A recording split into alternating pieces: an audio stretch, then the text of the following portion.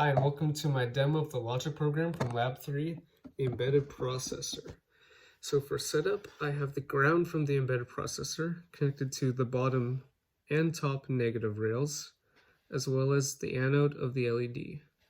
Then I have the bottom positive rail connected to Vin from the embedded processor, and the top positive rail connected to the cathode of the LED.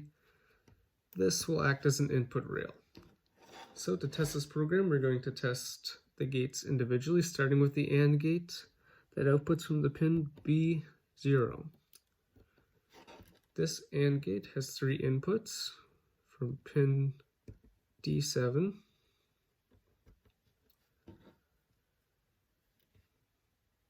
pin C1,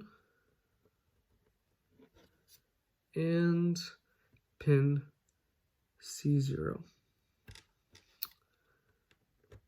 Since this is an AND gate, the LED should only be turned to a high state when all 3 inputs are high.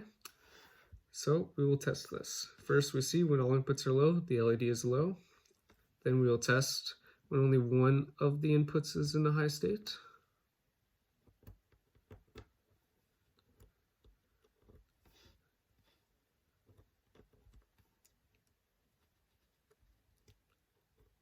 And we see the LED remains in the low state. Now we will test when 2 of the inputs are in a high state at the same time.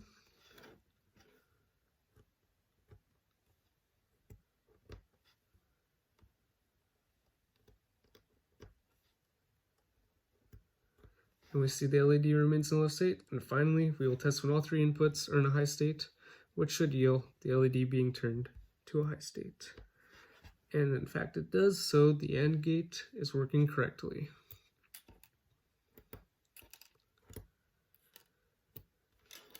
Next we will test the NOT gate outputting from pin 9. So pin 9, the NOT gate, only has one input from pin D2, and it should only be set high when pin D2 is set low.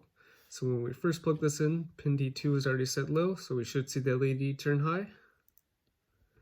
And we do, so that's working correctly.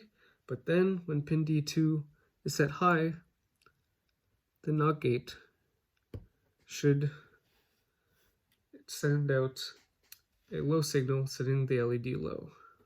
And it does, so that is working correctly. We will then move on to our third gate, which is a NOR gate with 2 inputs that outputs from pin B2.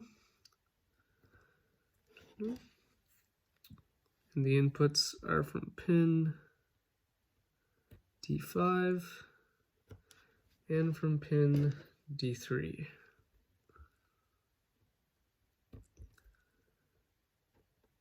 So if either of the inputs are in a low state, it should send out a high signal, which we see is correct with both of them being low and this single being high. Now we will test when only one of them are low.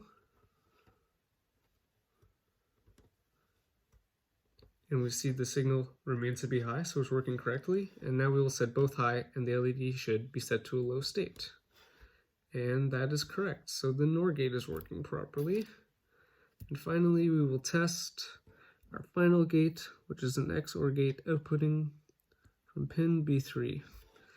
This gate has inputs from pin D4 and pin D6, and should only be set high when both the pins are high or both the pins are low.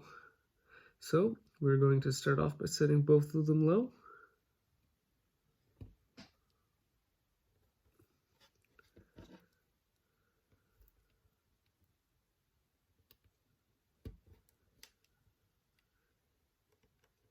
And we see the output is high, so it's working correctly. Now we will set both of them high. And we see it is outputting a high state, which is correct. Now we will set one high at a time and one low at a time, and the output should be a low state. We see there's a low state, and there's a low state. So the XNOR gate is working correctly. Thank you for taking the time to watch my demo.